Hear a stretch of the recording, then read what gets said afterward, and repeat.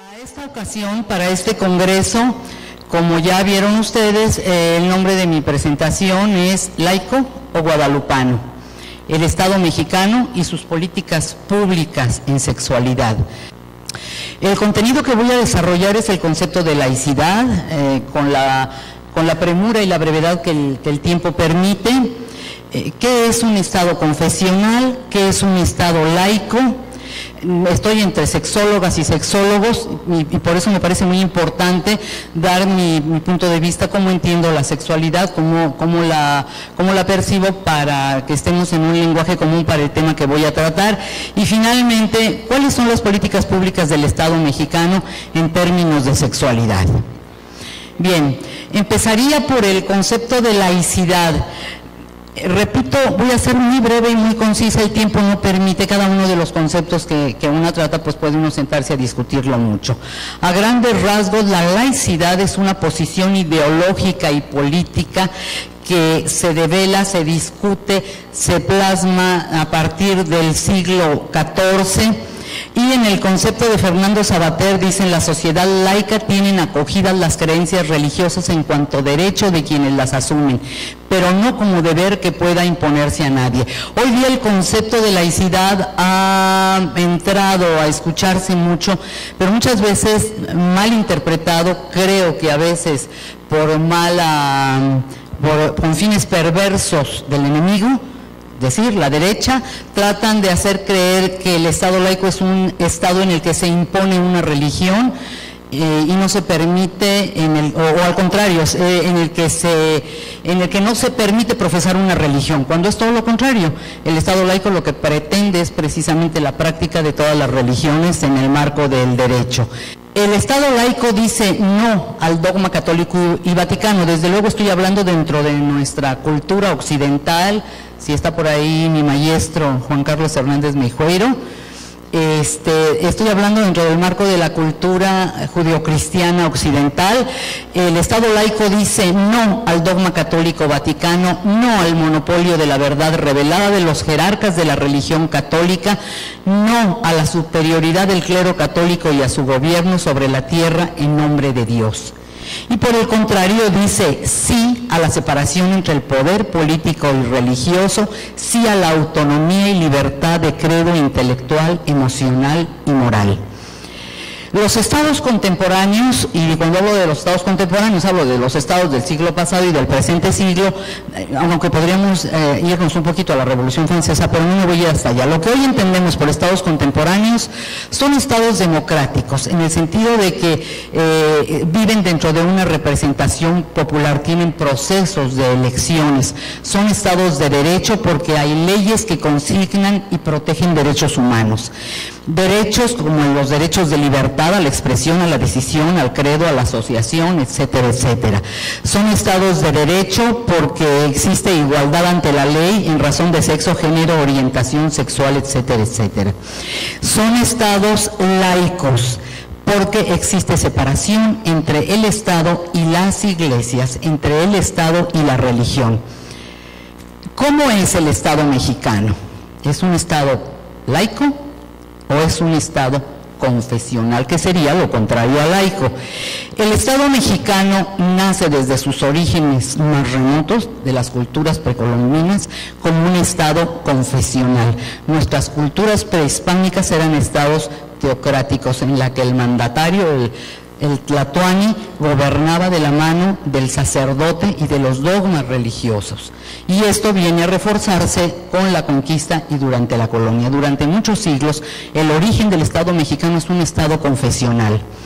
En el Estado confesional, el poder público y el religioso están unidos en el ejercicio del poder político y del gobierno. Están separados, no se distinguen. Recordemos a los monarcas franceses que gobernaban en nombre de Dios. Ellos estaban ahí porque Dios los había elegido y entonces eran indiscutibles sus disposiciones, porque ¿quién le discute a Dios? Y ellos eran los representantes de Dios en la tierra. Son estados en que leyes y políticas públicas son coincidentes con el dogma religioso. Ejemplos clarísimos de esto tenemos hoy a los estados fundamentalistas, en donde están los ayatolas y demás.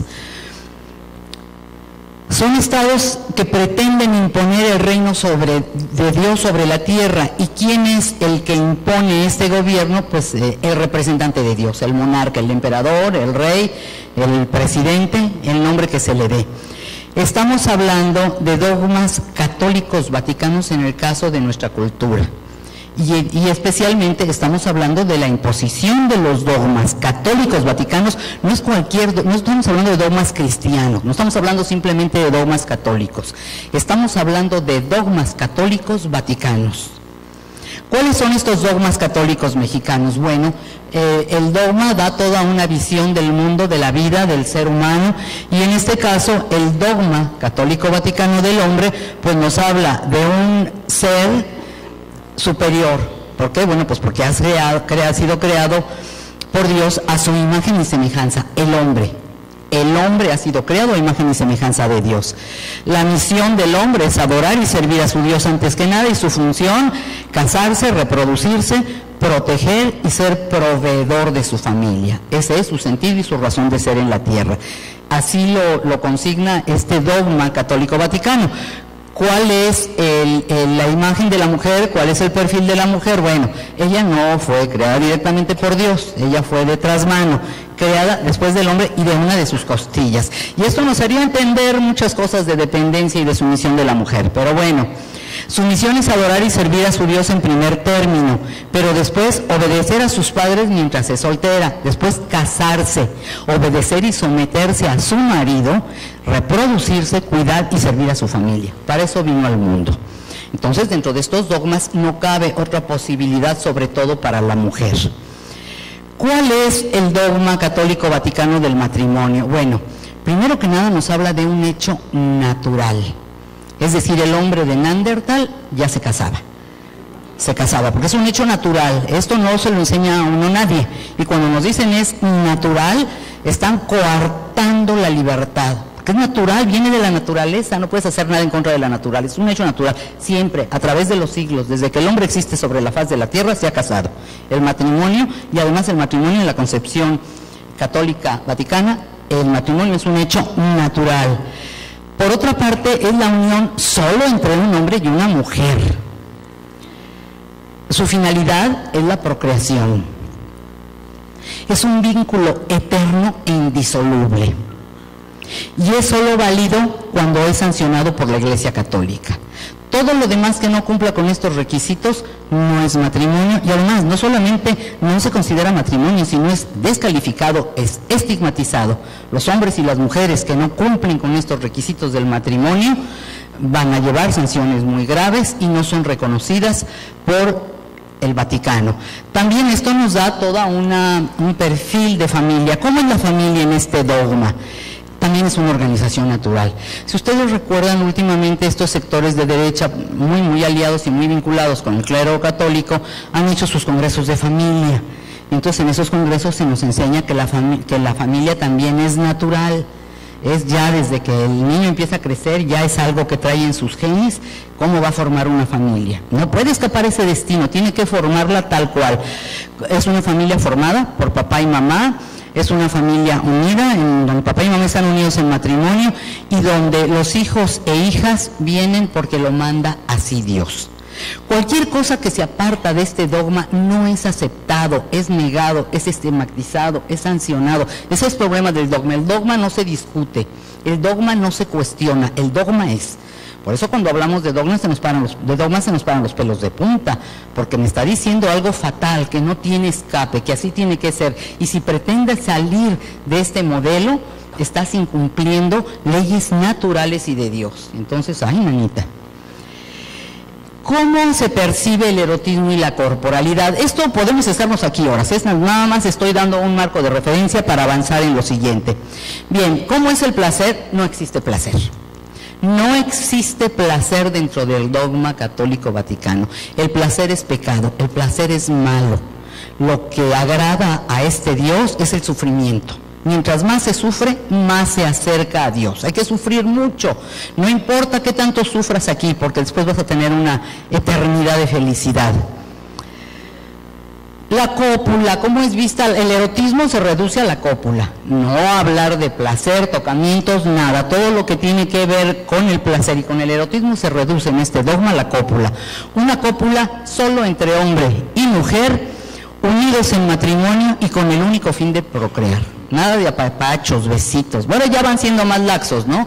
Pero en principio el dogma es, la cópula es nada más penetración, pene, vagina para procrear. No hay más, ese es el dogma, así lo manda Dios. Y tú te calles, y cuidadito, y sientes placer, porque Dios te va a castigar y te vas a ir al infierno. ¿Cómo concibe la heterosexualidad este dogma? Bueno, pues la heterosexualidad otra vez, obviamente es la atracción y unión natural entre hombre y mujer, única base del matrimonio, la familia y la procreación. Cualquier otra atracción o unión es antinatural, contra natura, inmoral, anormal y perversa. México entonces, desde sus antecedentes más remotos, es un estado confesional en que la autoridad ejerce el dogma de la religión y que los sacerdotes imponen. México nace como un estado confesional y durante muchos siglos surge como un estado confesional. Durante la independencia, después de la conquista, en la lucha de independencia, las primeras normas que emiten nuestros libertadores, como uno de los que yo más admiro, Morelos, en los sentimientos de la nación, el segundo artículo de el numeral 2 de Sentimientos de la Nación, dice que la religión católica sea la única, sin tolerancia de otra. Esto es un estado confesional. Los sentimientos de la nación consignan un estado confesional. Y esto se repite posteriormente cuando estos sentimientos de la nación de Morelos se convierten en nuestra primera constitución dentro de un estado independiente, la Constitución de 1814. El artículo primero de esta Constitución dice: la religión católica, apostólica y romana es la única que se debe profesar en el Estado. O sea, a diferencia de lo que pretenden hacer los sectores conservadores, en el Estado confesional es en el que se impone una religión y se prohíbe el ejercicio de cualquier otra religión. Eso es un Estado confesional. Posteriormente, en la Constitución de 1824 se sigue confirmando el Estado confesional. Sí, ya estoy hablando después de la consumación de la independencia. Estoy hablando de 1824. Esta Constitución empieza diciendo: en el nombre de Dios Todopoderoso, autor y supremo legislador de la sociedad, el Congreso General Constituyente de la Nación Mexicana, en desempeño de los deberes que le han impuesto sus comitentes para afirmar su independencia política, establecer y afirmar su libertad y promover su prosperidad y gloria, decreta lo siguiente. En este título primero de la Nación Mexicana, Territorio y Religión, la religión de la Nación Mexicana es y será perpetuamente, fíjense los términos, es el dogma, perpetuamente, por decreto, por disposición constitucional, será mexicana, es y será perpetuamente la católica, apostólica y romana. La nación la protege por leyes sabias y justas y prohíbe el ejercicio de cualquiera otra. Durante siglos, primero en nuestras culturas prehispánicas, después durante la etapa virreinal, posterior a la independencia, hemos vivido en un estado confesional, en un estado en que el poder de Dios y el poder del hombre están unidos, están mezclados, en donde se justifica la existencia, se avala y se sanciona y no se tolera más que otra religión. Dar el cambio no ha sido fácil en términos de historia, y los historiadores bien lo saben, y las historiadoras. Hablar de 1, 5, 20, 50, 100 años no es nada en la historia de la humanidad. Entonces, los cambios, a veces uno que trabaja en ONGs, cuando en los proyectos te ponen como objetivo cambiar la conciencia de las personas, te botas al suelo de la risa, y además esto es en 3 meses.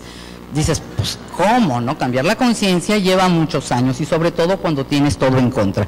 Entonces, México nace y vive durante los más siglos que lleva de vida, los ha vivido como Estado confesional que como Estado laico.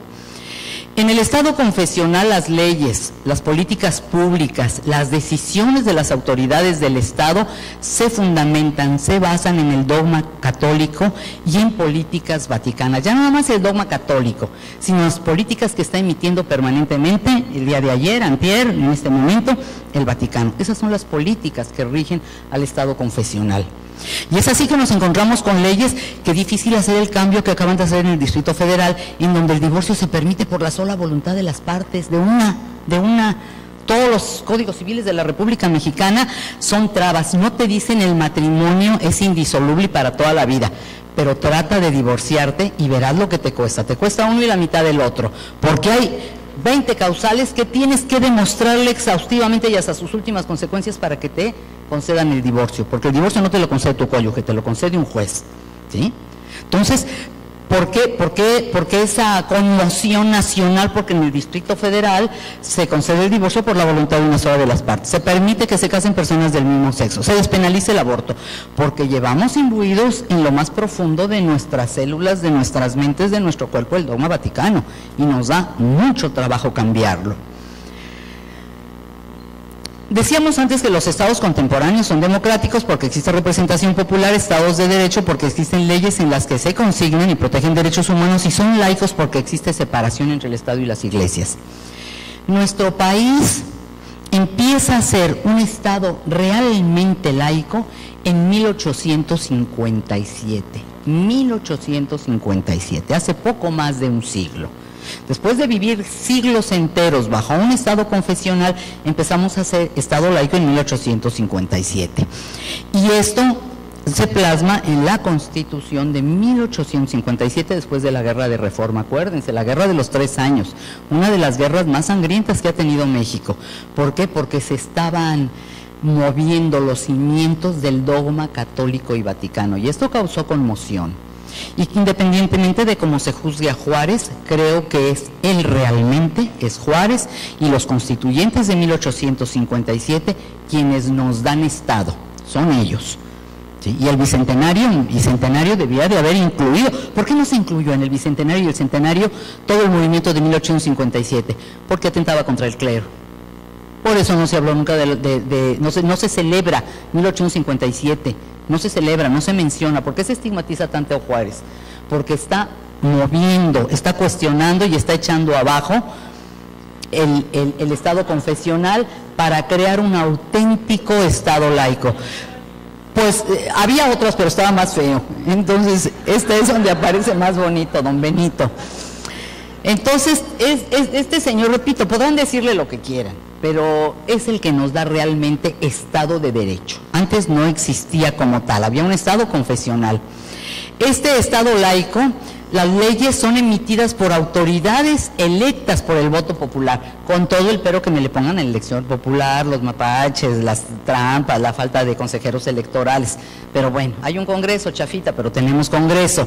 Son leyes emitidas por autoridades electas por el voto popular. Las políticas públicas son ordenadas por autoridades públicas sujetas a leyes y normas.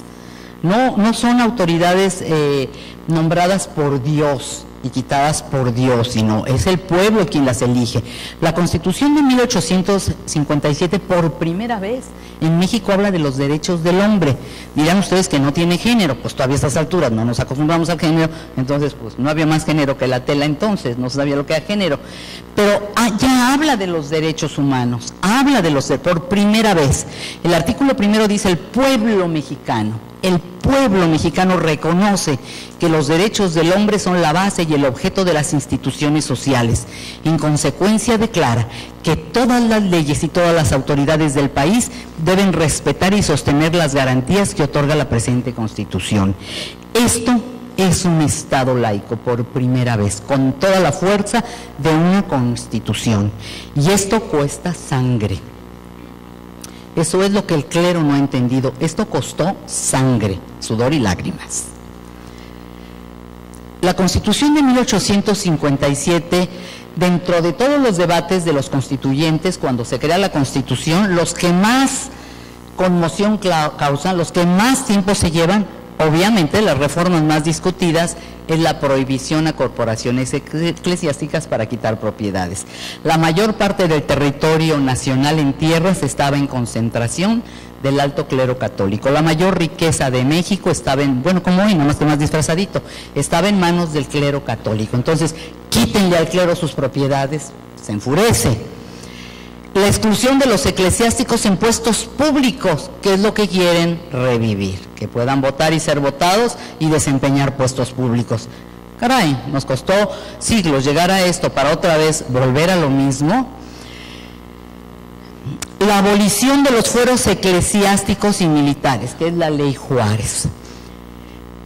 La libertad de culto. La religión católica deja de ser la única por ordenamiento legal y cada quien puede profesar la religión que quiera, ¿sí? Y llevar a cabo todas las acciones que su culto exija, ¿sí?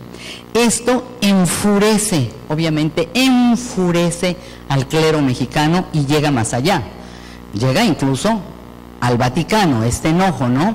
Las reacciones son, en diciembre de 1856, el Papa Pío IX se pronunció en contra de la nueva redacción, censurando a la ley Juárez, por supuesto, pero más aún, en marzo del 87, el arzobispo Lázaro de la Garza y Ballesteros declaró que los católicos no podían jurar la Constitución de 1857 y excomulgó a los funcionarios públicos que así lo hicieran.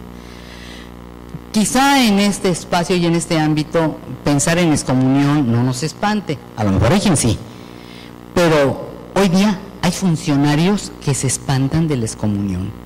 Pensar que pueden ser excomulgados los pone a temblar, hoy, siglo XXI.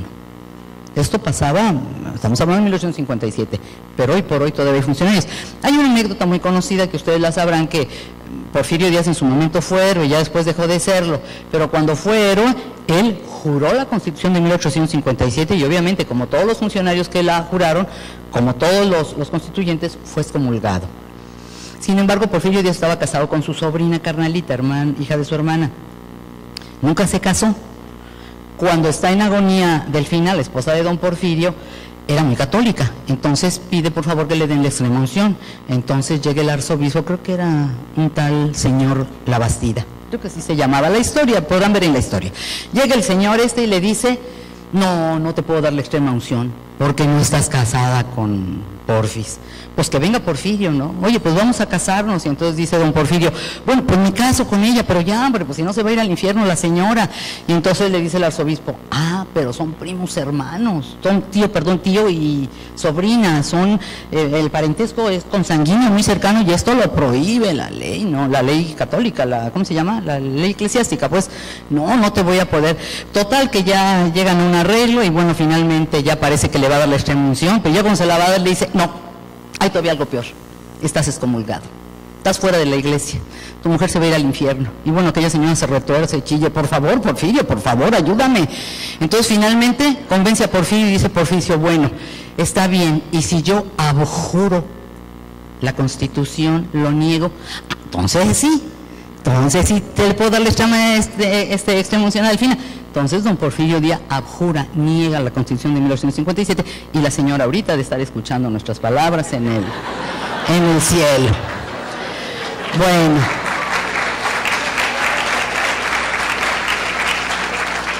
la Constitución de 1817 pues ya se encuentra todo hecho. Ya lo fuerte, lo grueso, se hace en la Constitución 57 con don Benito Juárez, y los extraordinarios constituyentes que no ha vuelto a existir diputados iguales, como Gómez Farías, como el Nigromante, en fin, bueno. La Constitución de 1917 pues no hace más que confirmar lo que ya había hecho la del 57. En el artículo 3 dice, garantizada por el artículo 24 la libertad de creencias, dicha educación será laica y por lo tanto se mantendrá por completo ajena a cualquier doctrina religiosa. El artículo 24 dice, todo hombre es libre para profesar la creencia religiosa que más le agrade y para practicar las ceremonias, devociones, actos del culto, órale, léanle, respectivos siempre que no constituyan un delito o falta penados por la ley. El Congreso no puede dictar leyes que establezcan o prohíban religión alguna. Simplemente termina de amarrar más duro el nudo para que no intervenga la religión, el dogma, los sacerdotes en la cuestión pública. Hoy encontramos que el artículo 40, desde 1917, dice que es voluntad del pueblo mexicano constituirse en una república representativa, democrática, federal, compuesta de estados libres, etcétera, etcétera. Hoy día está en el Supremo Congreso de la Unión la discusión de la palabra laica. No se animan, imagínense que qué arraigado el dogma. No pueden meter la palabra laica, ya lo dicen otros artículos. Simplemente se les ha solicitado, confirma que es una república laica para que ya se aplaque el clero. Por favor, todavía a estas alturas el Congreso de la Unión de la República Mexicana está atado por la religión y por el clero y no pueden, tienen, creo que ya va para un año, en donde se propuso la inclusión de la palabra laica dentro de la definición del Estado mexicano y no pueden darle paso a incluir una palabra. Está igual como la de preferencia sexual, ¿no, Luis? El trabajo que les dio meter sexual. No, es un pudor enorme los de estos hombres. Sexual, no pudieron. Me imagino que pasaron noches sin dormir para poder acatar, meter la palabra sexual, hiere su pudor. ¡Qué bárbaros! Pero hay palabras que todavía les duelen. Palabra laico a nuestros legisladores, a nuestras autoridades, sexo, no se diga orgasmo, ¿no? Eso ya ni pensarlo, es mucho pedirles. Bien. El artículo 130 de la Constitución Federal dice: el principio histórico de la separación del Estado y las iglesias orienta las normas contenidas en el presente artículo. Las iglesias y demás agrupaciones religiosas se sujetarán a la ley. Existe la ley de asociaciones religiosas y culto público que reglamenta el artículo 130 y que no fue hecha hace mucho, fue hecha en 1992, imagínense. Normalmente los artículos constitucionales están reglamentados. El 130, qué pánico no le tendrían al clero, que es hasta 1992 cuando reglamentan el artículo 130, que debía de haber estado desde 1917 reglamentado. Bien, esta ley reglamentaria es la ley reglamentaria del artículo 130 constitucional. Nos dice la ley de asociaciones religiosas y culto público. Pueden ustedes consultarla en internet, métanse a Leyes de México y léanla, no son textos, no están en inglés, se entienden y son herramientas muy buenas para defendernos. Nos dice el artículo primero: la presente ley, fundada en el principio histórico de la separación del Estado y las iglesias, así como en la libertad de creencias religiosas, etcétera, etcétera, etcétera. Artículo 30. El Estado mexicano es laico. Ya lo dijo la ley reglamentaria, ¿por qué les da tanto trabajo ponerlo en la Constitución? Y esta definición nos dice, bueno, a partir de una corporalidad, si no hay cuerpo, no hay sexualidad, no hay nada. Y estos son de los pesos que tenemos del dogma católico, ¿verdad, Juan Carlos?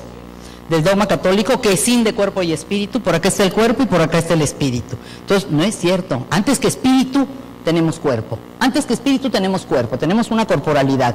Y una corporalidad que se compone de elementos anatomofisiológicos, biológicos, pero también psicosociales. En este contexto y con toda la integralidad del ser humano, se da los 4 elementos de que nos habla Eusebio. Cada uno de estos elementos tiene un aspecto biológico y un aspecto psicosocial. Sexo, la corporalidad tal cual, tenemos cuerpos, órganos, genitales, pene, vulva, etcétera, y una parte psicosocial, cómo vivimos este equipamiento biológico, cómo lo vivimos, con una serie de consignas, y vivimos ahí, desde ahí, todos estos dogmas. También tenemos el erotismo, que tiene su parte biológica, que es cómo responde el cuerpo ante el placer, la respuesta sexual humana, que todos conocemos aquí, todas. Entonces, la respuesta sexual humana la tenemos en el cuerpo, ahí está, son reacciones biológicas, pero cómo la vivimos de acuerdo al contexto cultural y social y a la educación y a los valores y a todo, ahí es donde cambian las cosas. Tenemos la reproducción, que es este equipamiento biológico para reproducirnos, que también tenemos hombres y mujeres, pero cómo lo vivimos, esto es la reproductividad, de qué manera lo vivimos. Y finalmente, bueno, tenemos las relaciones erótico-afectivas, lo complejo, y por eso esta es una disciplina tan maravillosa, porque es profundamente compleja, porque cada uno de estos elementos está interrelacionado y en un momento están actuando todos a la vez en el cuerpo, con lo biológico y con lo psicosocial. Entonces, a partir de este concepto de sexualidad, voy a trabajar lo que sigue, que es la sexualidad en el Estado laico que vivimos hoy día. Entonces, como ya vimos, México es un Estado laico porque así lo ordena la Constitución, así lo ordenan las leyes. Sí conocen a este señor, ¿verdad?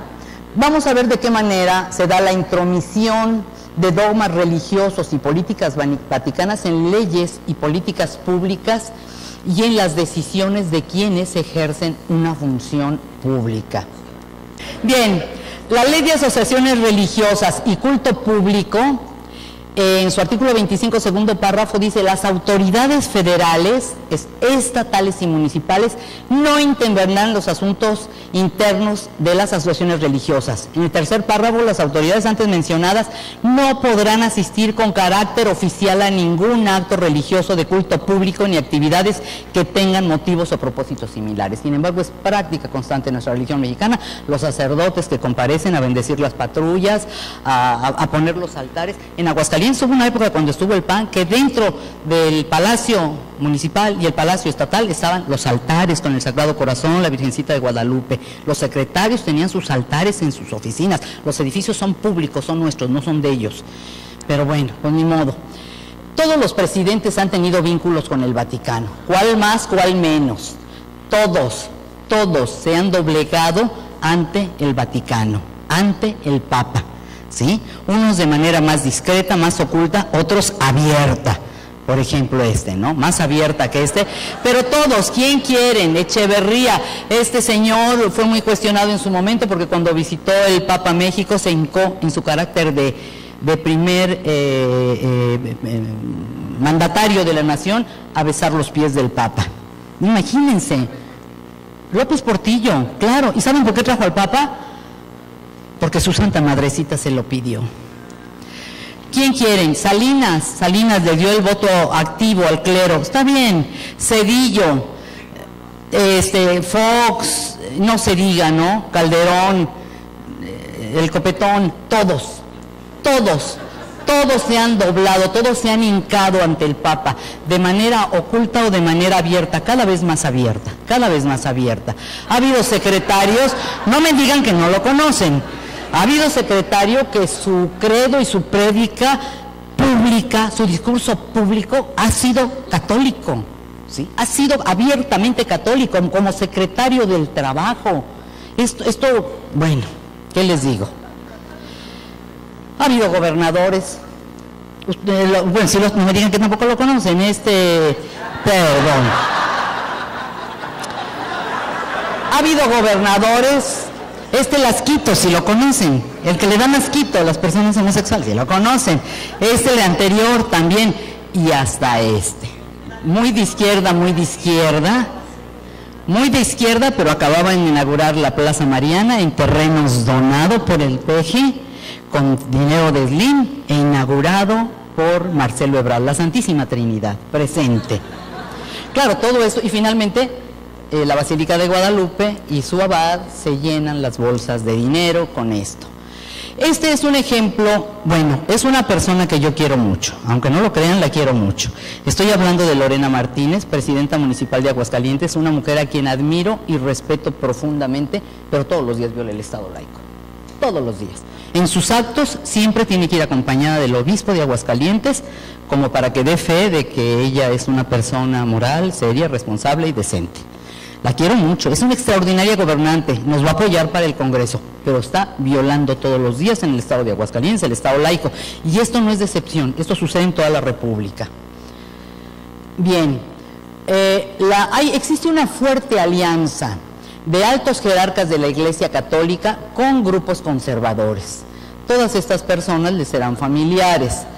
Todos ellos, y aquí menciono un libro, y hay otros como los de Edgar González, que han hecho investigación importante de cómo el Partido de Acción Nacional, el PRI, el PRD, todos los partidos, todos los políticos tienen alianzas con la alta jerarquía católica y con el empresariado mexicano. Existe una fuerte alianza entre ellos, con autoridades públicas como presidentes, gobernadores, secretarios. En los últimos años la alta jerarquía católica ha venido manejando los destinos del país y bueno, veremos más adelantito un poquito de qué manera. En el Estado laico, la autoridad pública en el desempeño de sus funciones está obligada única y exclusivamente por la ley. La autoridad pública viola el principio de laicidad del Estado cuando en el desempeño de sus funciones incluye en su discurso oficial alusiones religiosas, invita, acepta o permite la inclusión de ministros del culto en actos del gobierno, permite la inclusión de la opinión de ministros del culto, de dogmas religiosos en leyes y o políticas públicas, destina fondos públicos o beneficia de cualquier forma cualquier iglesia. Está prohibido por la ley, por la Constitución, por la ley de religiones y cultos, está prohibido. Esto no quiere decir que el funcionario público no pueda tener religión, tiene derecho como cualquiera a tener una religión y a ejercer el culto de su religión. Lo que no puede es mezclar su culto con su función pública. En el momento en el que se pone el traje de funcionario público, hace a un lado a todas las iglesias para ser simple funcionario público. Y si alguien pretende impedir que una persona cualquiera ejerza su derecho a profesar una religión, está ahí la autoridad para impedirlo porque es un derecho, el derecho de credo. Sin embargo, en México esto no sucede, esto se viola permanentemente. La Ley de Asociaciones Religiosas y Culto Público, en su artículo 29, dice que constituyen infracciones a la presente ley por parte de sujetos a la que la misma se refiere, promover la realización de conductas contrarias a la salud, integridad física de los individuos, oponerse a leyes del país o a sus instituciones en reuniones públicas. Si están en privado, los sacerdotes, los obispos, cardenales, qué sé yo, pueden decir lo que quieran, mentar madres en contra de la autoridad del Estado mexicano, pero en su función de sacerdotes, en su función religiosa pública, no pueden, está prohibido, tienen prohibido por la ley. ¿Este sí lo conocen o tampoco? Bueno, sin embargo, el arzobispo Rivera ha declarado muchas veces que los condones deberían de llevar un aviso que dijera: este producto es nocivo para la salud. En este contexto, la Conferencia Episcopal Mexicana declaró que la Secretaría de Salud era responsable de la expansión del VIH-Sida porque promovía el uso del condón. Podía haber citado muchos más y todos hemos oído las expresiones de Norberto Rivera y de muchos obispos: denostar, estigmatizar, negar los beneficios de una política pública. La Ley de Asociaciones Religiosas dice que los ministros no podrán asociarse con fines políticos ni realizar proselitismo a favor o en contra de candidato, partido o asociación política alguna. Tampoco podrán en reunión pública, en actos del culto, de propaganda religiosa ni en publicaciones de carácter religioso oponerse a las leyes del país o a sus instituciones ni agraviar de cualquier forma los símbolos patrios. Hace unos días Norberto Rivera acaba de hacer una exaltación desde el púlpito a oponerse a las leyes cuando no sé qué cosa. Tonterías como estas las dicen a cada rato. Se podían desobedecer si violaban las leyes divinas. Bueno, el arzobispo, el mismo Primado de México, acusó a los legisladores de mantener un embate implacable en contra de los valores de la familia, o sea, de los dogmas vaticanos, al aprobar primero una ley inmoral llamada convivencia, que no tiene otro fin que la erosión del matrimonio, y ahora la propuesta de una ley inicua, la iniciativa para despenalizar el aborto en el DF, que pretende hacer legal lo que de suyo es absolutamente inmoral: la eliminación del niño en el vientre de su madre, del niño.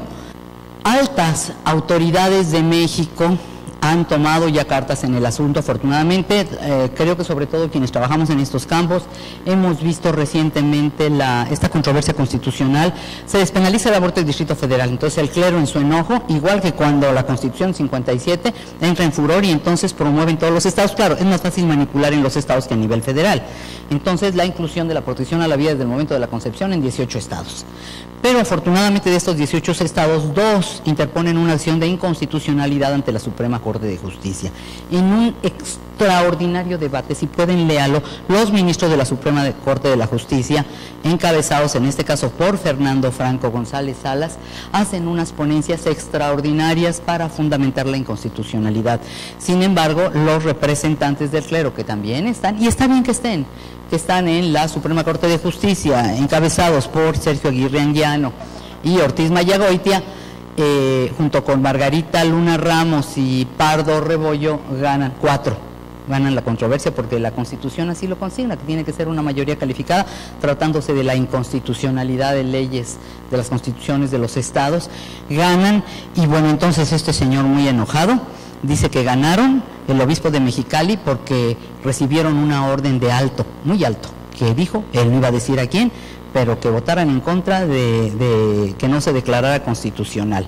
Entonces, fue algo así, ¿no? Dice: para derogar esa ley, acudiremos a las máximas instancias del país, a la PGR, a la Corte, más arriba, al mero, sí, al Papa. Y eso, según ese obispo, esto fue lo que pasó. Recurrieron al Papa y entonces el Papa dijo: no es necesario, no era tan importante.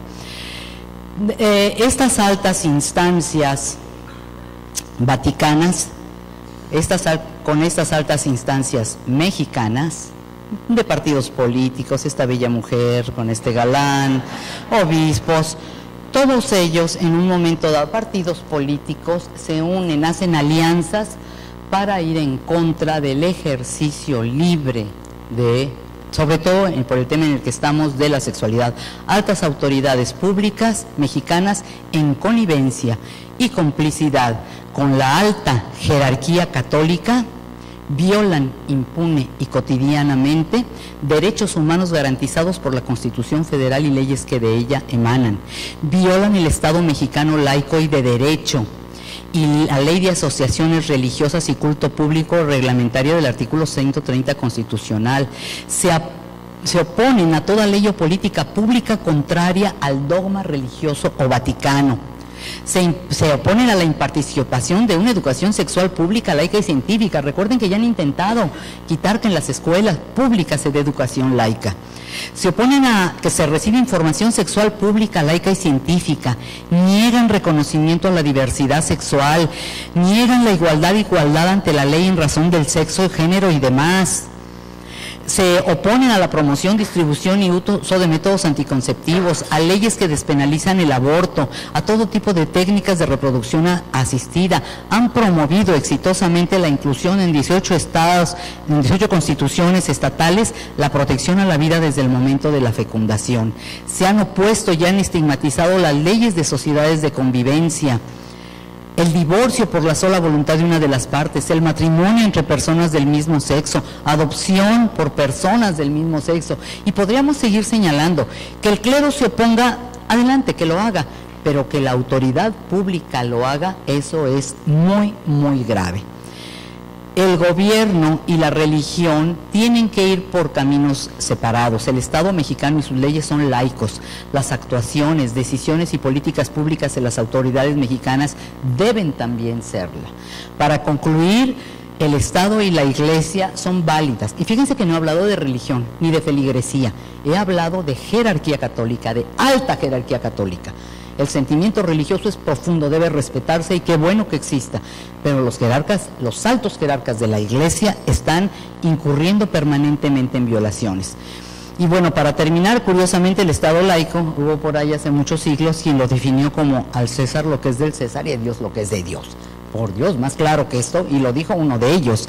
No quedaría más que parafrasear esto para decir al poder público lo que es del poder público y al clero lo que es del clero.